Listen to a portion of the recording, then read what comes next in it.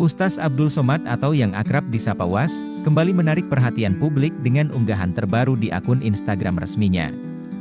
Dalam postingan yang diunggah pada 13 Januari 2025, ulama kondang ini memamerkan deretan ijazah pendidikannya mulai dari SD hingga S3.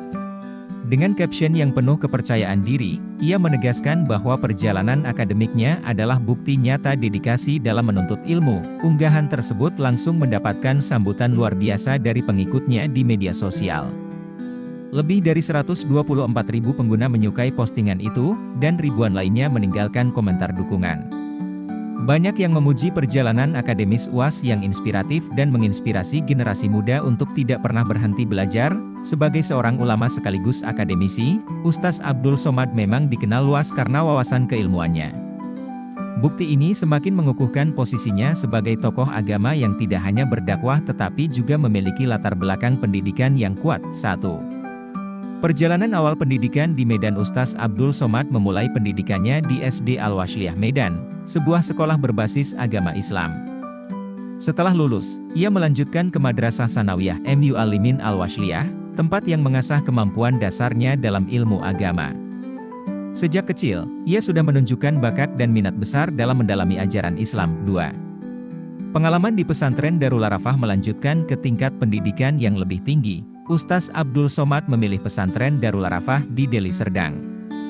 Lingkungan pesantren ini mengajarkannya kedisiplinan dan nilai-nilai Islam yang kuat.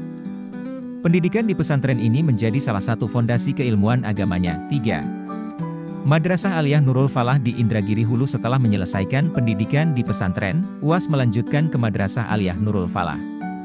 Di sini, ia semakin mendalami ilmu fikih dan hadis, yang kelak menjadi bidang keahliannya. Lingkungan madrasah ini mendukungnya untuk menjadi sosok yang intelek dan religius. 4.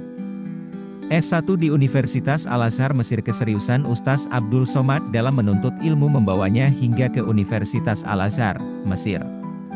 Di Mesir ia menempuh gelar S1, 5. S2 di Institut Darul Hadits Al-Hasaniyah Maroko. Setelah menyelesaikan S1, ia melanjutkan pendidikannya ke Maroko untuk mengambil gelar S2. Institut Darul Hadits Al-Hasaniyah menjadi tempat di mana ia memperdalam ilmu hadis.